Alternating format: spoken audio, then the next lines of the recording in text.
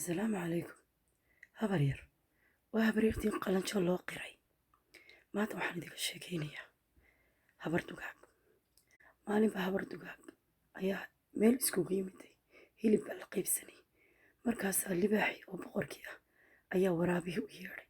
markaasuu yidhi dhurwaayo hilibka qaybi. dhurwaagi intuu hilibkii laba u kala qaybiyey ayuu yidhi qaybnaa libaaxaa leh, qaybnaa habar dugaagaa leh. libaax intuu qaaday ayuu dharbaaxa kaga soo gooyey waraabihii. markaas ishii ka soo dhacday. markaasuu yeedhay dayacali dacwadii. markaasuu yidhi abti qaybi hilibka. markaasay hilibkii qaybisay oy qaybisay say u lahayd libaax iyo habar dugaag ayuu hilibkii ku dhammaaday.